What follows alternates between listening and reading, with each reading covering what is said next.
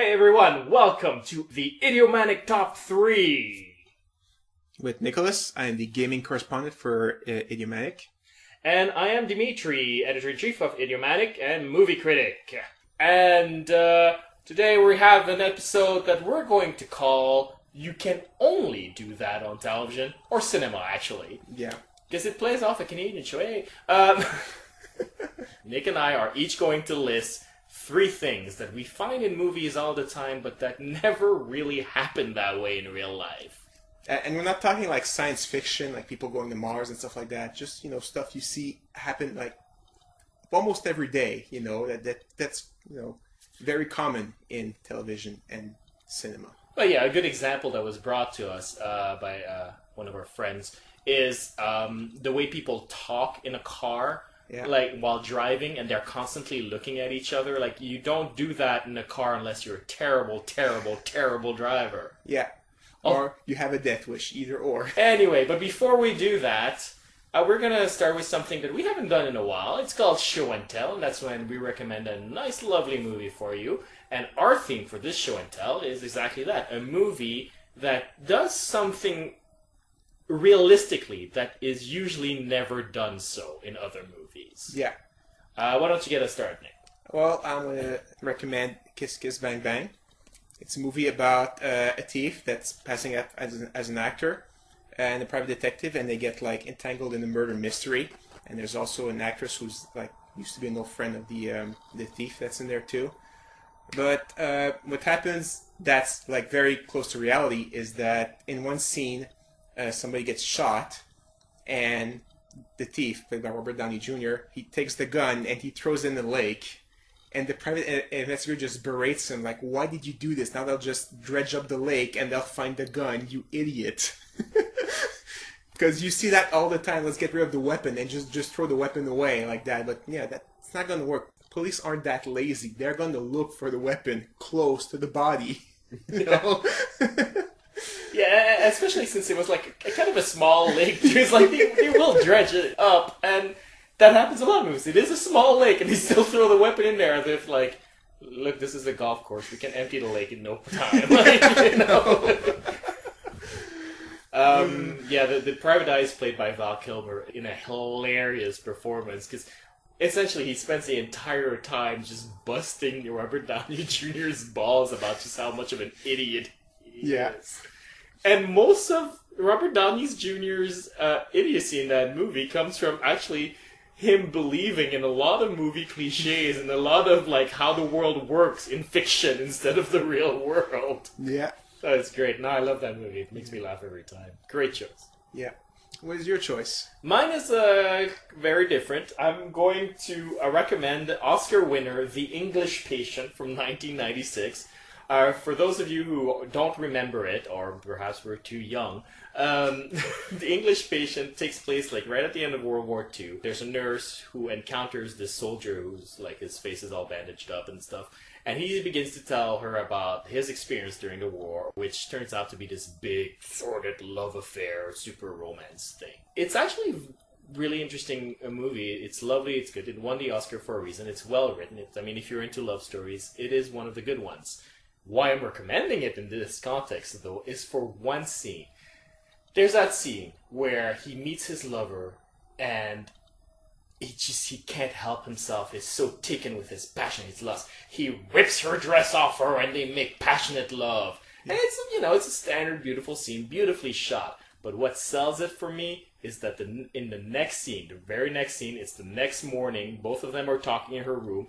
And he's sitting on the couch, sewing back the buttons of her shirt that he ripped off her. It's hilarious. Yeah, I've heard that, ripping the clothing off the first time you make love, that's super romantic. Like after the second or third time, it gets old really, really fast.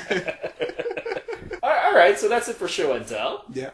Let's get started with our top 3 things that only happens in movies. Why don't you get us started, Nick?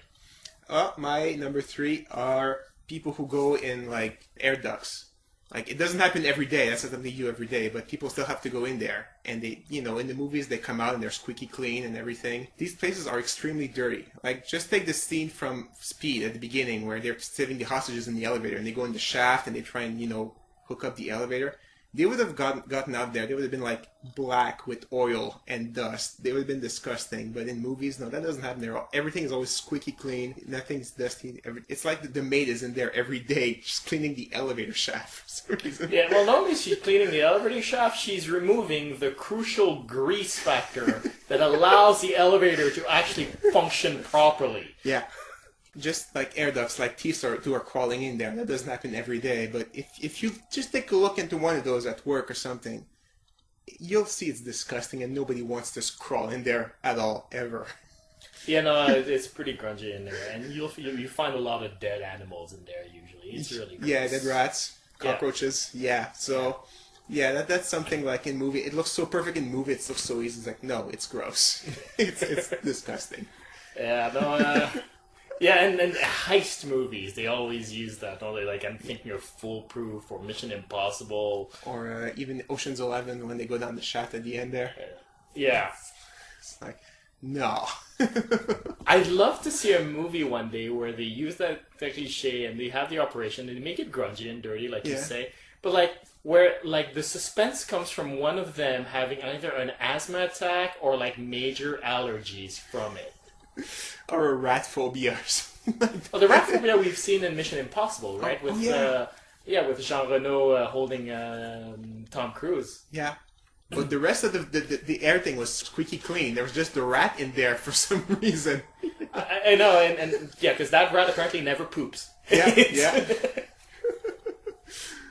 Although, you know, do we really don't want to see rat poop on the show? It's sort of like 24. Yes, I could argue that we really logically ought to see Jack Bauer sleep more and pee and poo, but I don't necessarily want to see that. No, we'd rather see him torture the president. Exactly. Yeah, now you know I don't watch 24. So what is your number 3 then? My number 3 is one that people are very familiar with. I'm sure it's a combination of two things. It's the DNA test within 1 week. Yeah. A la CSI. Like, that never happened. DNA test takes months. Yeah. And B, the trial that happens the week after that. A criminal trial takes upwards from a year. Yeah. You get 6 months before your first plea, you know, guilty or not guilty. And then after that, another 6 months goes before your trial even begins. So, there's no way. Like, an episode of Law and Order in reality, like, every episode ought to take place more or less at the same time as they investigate several crimes, and the trial for one episode happens like 6 months later into the next season. It would be very confusing. Yeah, last time, 6 months ago, on Law and Order, they show the investigation. So it always looks weird when you see a cast member go in Law and Order, which happens all the time, right? Yeah. And you're like, but how was he a witness for that other trial if he's dead in that season? Like, that, it's impossible. Wow. Didn't think about that. Although DNA tests, they used to take longer. They're shortening the time, so maybe we'll see 1 week DNA test eventually. As the technology gets better, for sure. 24-hour DNA test, like in CSI, I kind of doubt it. Yeah, whenever you see somebody give the little DNA test, like, check this for DNA, I want it now. In real life, the lab technician would turn around and go like, hold your breath. Was it Greg Sanders? He's like, he was so good. You know, they went really, really fast at DNA test.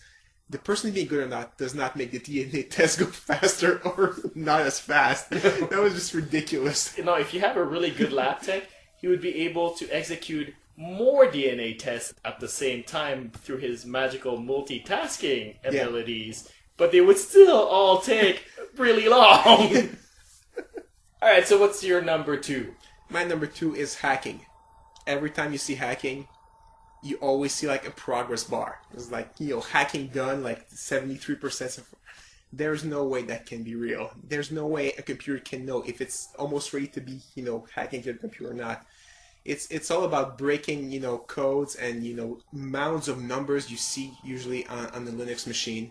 It's never like a Windows progress bar, 100% done. Your computer has been hacked. You know, it's ridiculous. You can't even get proper 100% install bars on your software you install. It usually jumps from like 3% to 78% all of a sudden. So imagine with hacking how that's ridiculous.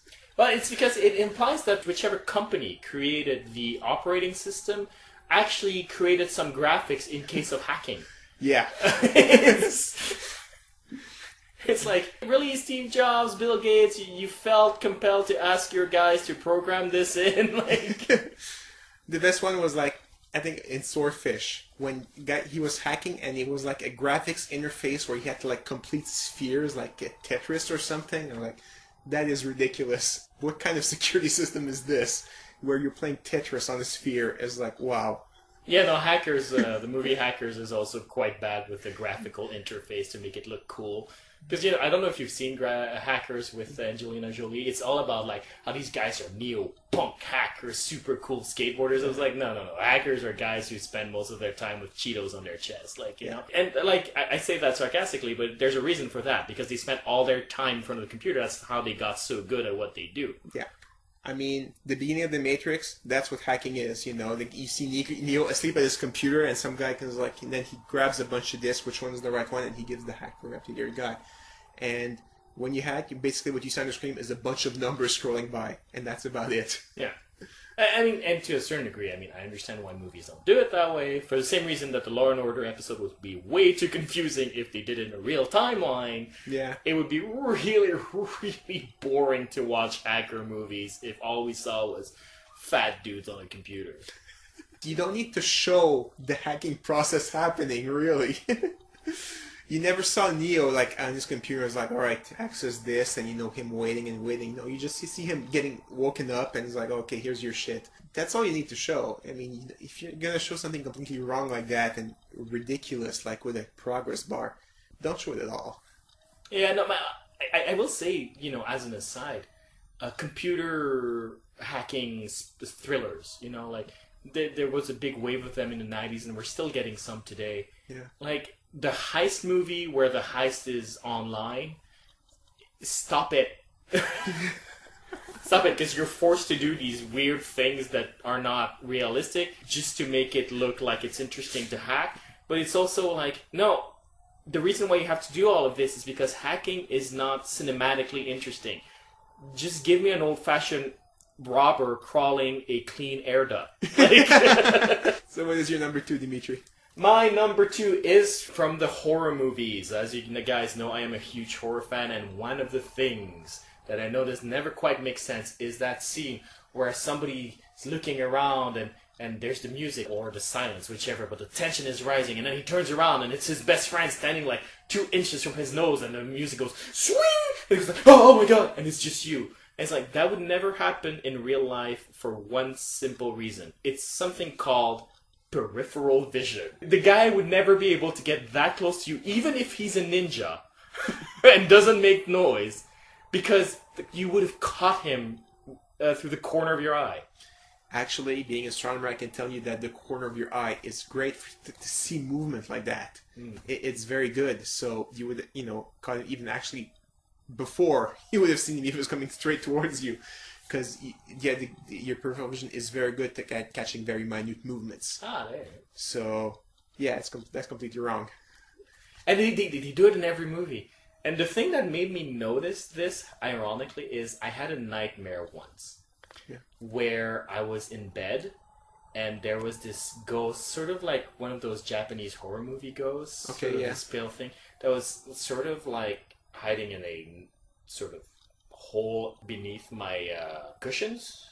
Yeah. And so, like, it doesn't make sense logically, but that's how Japanese ghosts work, I guess. And, like, grabbed me and pulled me through the hair and pulled me into the abyss or something. Yeah. And in the dream, all I could think was, how did I not catch her through with my peripheral vision?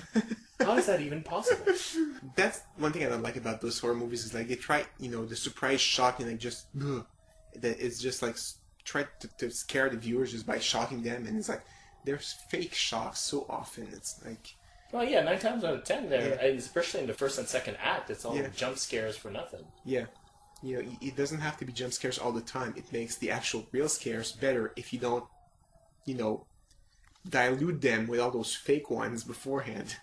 Yeah, no, it's true, and it's because I know why they make the fake scares. It's because you can't blow your load every time, you know? Some of them have to be real, some of them have to be fake to sort of get you always jumping, but, you know, the real scare has more value. But the problem with that is that it's annoying. It's just like, ah! Oh, okay. Oh, it's like, if I wanted that, I'd go into, you know, Six Flags and take one of those roller coasters or whatever. But in a movie, a horror movie especially, I find it so much more effective when you just create that really creepy atmosphere with silence and nothing happens until something does. And it makes you jump, not because, you know, it's that timing where you jump, it's because you've been waiting for something to happen for so bloody long. Yeah. Well, that's one problem. I don't know if it's because of the way it worked or because of the quality of the movie, but I remember watching The Thing, the new one, not the John Carpenter one, and the first scare was a fake one. It's just some guy that did boo to a person in the station. And after he's like, okay, this is what we're doing right now, and it really pretty much ruined all the other scares afterwards because I was expecting jump scares like that. You know, so at least if the first one hadn't been a fake one, I would have gotten that one for real and I would have been like scared really, but at that point you're like, oh, we're doing the jump scares now, really? Okay. And I was pretty much like, okay, so it's quiet and dark now, there's going to be a jump scare. And yeah, obviously there was a jump scare. It's just, it ruins it. If you're going to make it a jump scare, make the first one be really good, at least, not some fake peripheral vision stuff. It's true. No, worse than that in the Thing remake is they have the boo jump scare, and because it's become such a cliche to do it that way, I when I watch it, I actually want T-5 before real scare. 4, 3, 2, the actual monster comes out of the ice, and I'm like, yeah, no, it's just too formulaic at that point. Wow. Whereas if you had, like you said, just done the monster for real, like he's looking around and nothing's happening and there's silence, and you as an audience member know, all right, the thing's going to come out of the ice at this point. It's in this scene, I don't know when it's going to come out of the ice. And when it does come out of the ice, it's going to scare you, not because you didn't see it coming, not because it made you jump, but because you're like, it's happening. When is it happening? Not now. Okay, not now. How about now? No, not now. How about now? Oh, crap, now. Yeah. You know, like that works. And if you make it look really gory, that helps with, you know, the scare factor too. Yeah. But yeah, those stupid peripheral vision thing, yeah. Try and scare your girlfriend that way. Just walk sideways towards her and go boo. And she'll just, what are you doing? That's a good point. I actually found that the one time where I actually really did scare the crap out of someone with a practical joke is when they went to see The Ring. And I had already seen it, like I meant the original Japanese one at the Fantasia Film Festival. I had already seen it. They were playing it again. My roommate went to see it. And I knew that. And I knew around what time he would come back. Yeah. I'm Asian. I have very long hair. I put it all around my face. Wore like a long white robe, which I conveniently had. And just waited for him in front of the door for him to open the door. Nice. But you'll notice that I am not in his peripheral vision because he's coming towards me. Yeah. But there's a door hidden, you know, so it wasn't just like trying to scare him, just waiting for him, walking towards him, and he's like, "Oh, Dimitri, it's you." What the hell? By the way, I almost killed my roommate. He almost fell down the stairs because he got scared.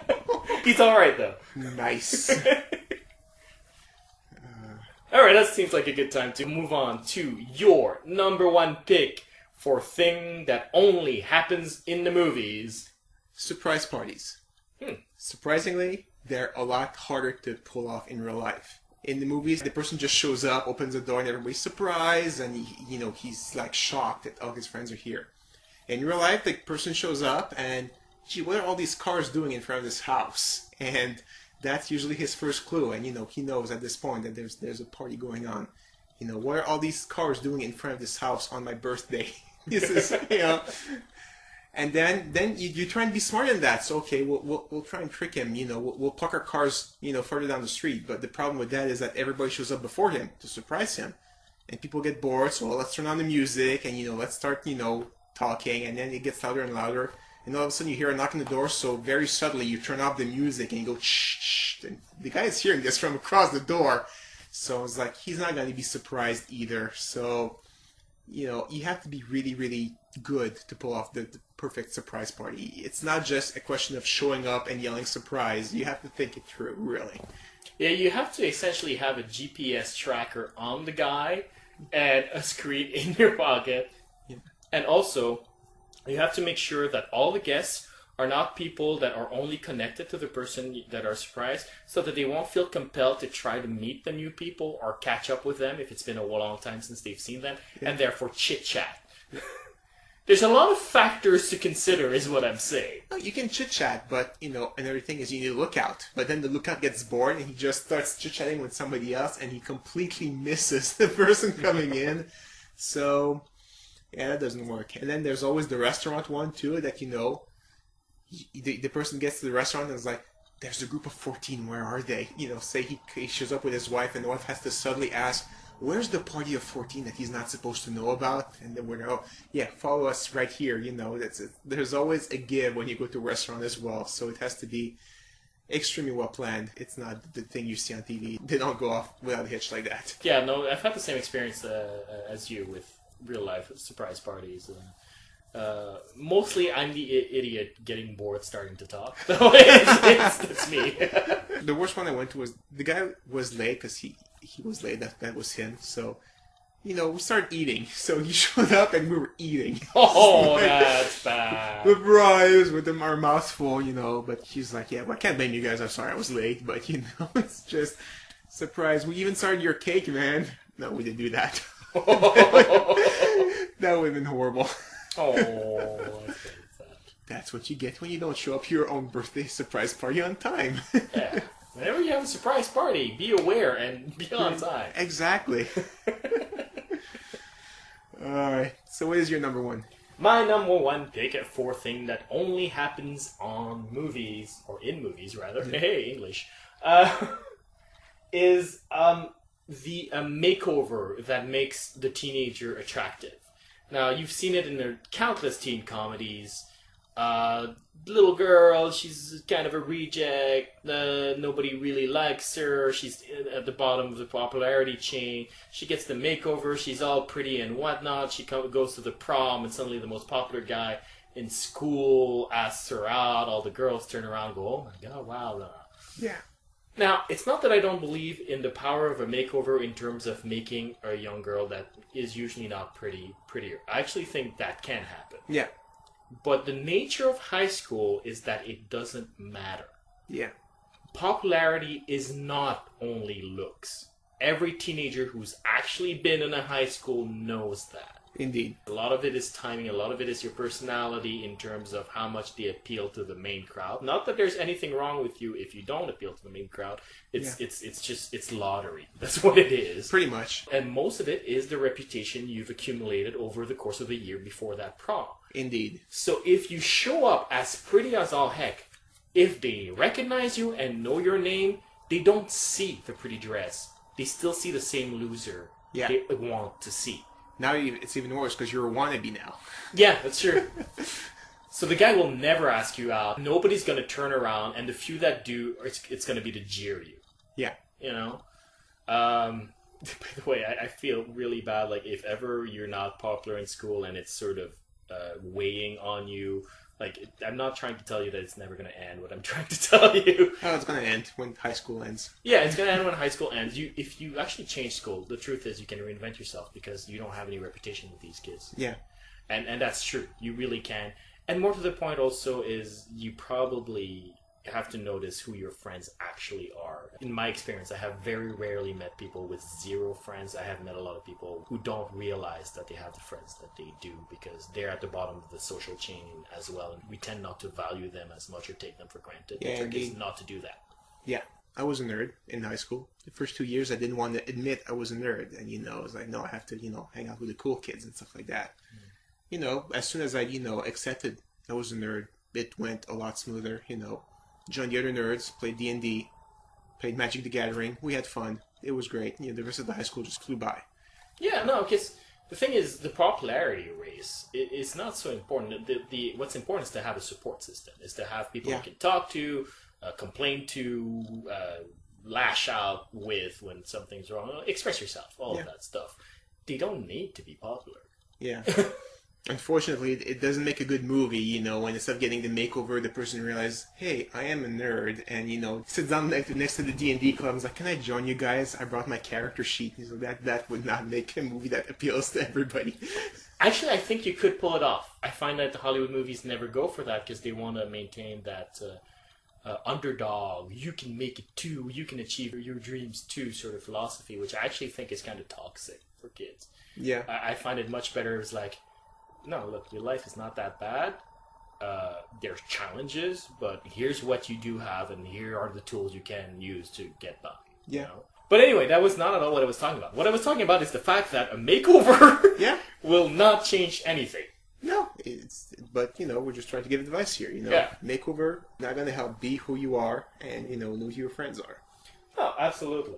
And, yeah, so that always makes me laugh when I see those movies, especially with the glasses thing. Everybody knows that cliche, but it's like she takes off her glasses and everyone's like, oh my god, you're pretty. And it's like, I don't know, maybe it's me because I actually find glasses sexy on women. I'm like, what? Shut up. It depends. Like, if the person has a really, really big, you know, strong prescription, you take out the glasses, you can actually see their eyes now.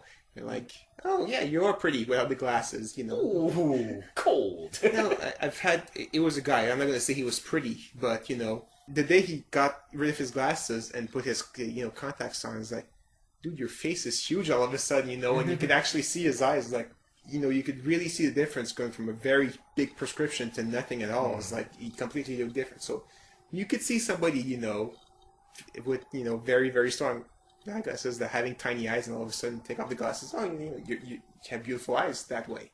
I could see that being true. Like, you know, you take off your glasses, your ass is spectacular. I don't think that works that way. I think it always shocks me when the family and friends do it too. As if that person has never taken off their glasses in front of them.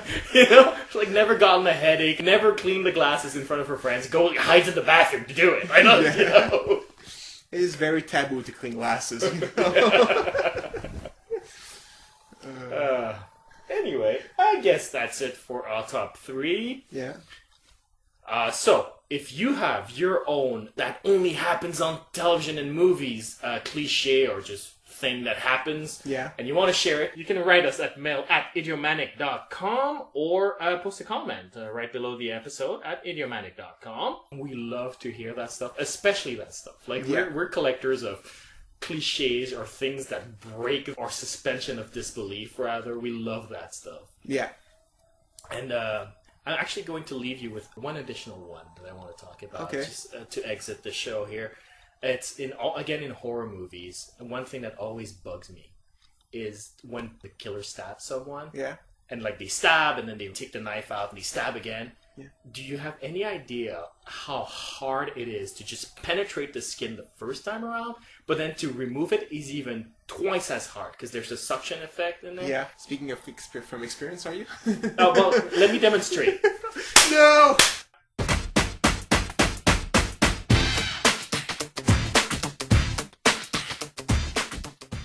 The way people talk in a car, like while driving, and they're constantly looking at each other. Like, you don't do that in a car unless you're a terrible, terrible, terrible driver. Yeah. Or you have a death wish, either or. Anyway, but before we do that, we're going to start with something that we haven't done in a while. It's called Show and Tell, and that's when we recommend a nice, lovely movie for you. And our theme for this Show and Tell is exactly that, a movie that does something realistically that is usually never done so in other movies. Yeah. Why don't you get us started, Nick? Well, I'm going to recommend Kiss Kiss Bang Bang. It's a movie about a thief that's passing out as an actor and a private detective, and they get like entangled in a murder mystery. And there's also an actress who's like used to be an old friend of the thief that's in there too. But what happens that's like very close to reality is that in one scene, somebody gets shot, and the thief. 2, 3.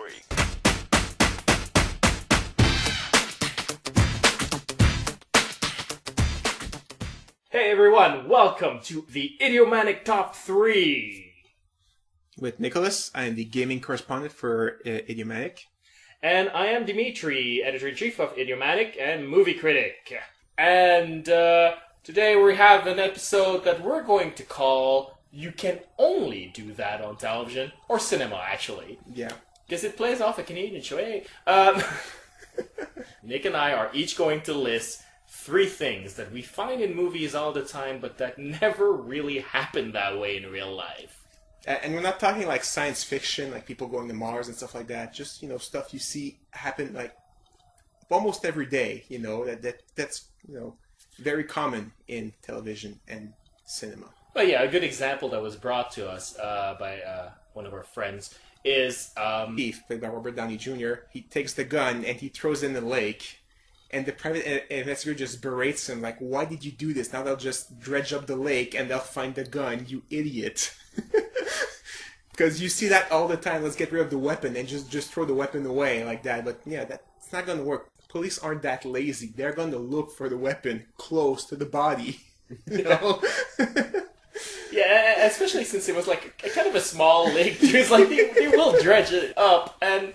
that happens a lot of movies. It is a small lake, and they still throw the weapon in there as if, like, look, this is a golf course. We can empty the lake in no time. Yeah, the private eye is played by Val Kilmer in a hilarious performance, because essentially he spends the entire time just busting Robert Downey Jr.'s balls about just how much of an idiot he is.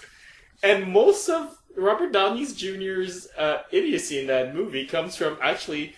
help himself is so taken with his passion, his lust. He rips her dress off her and they make passionate love. And it's, it's a standard beautiful scene, beautifully shot. But what sells it for me is that in the next scene, the very next scene, it's the next morning, both of them are talking in her room, and he's sitting on the couch sewing back the buttons of her shirt that he ripped off her. It's hilarious.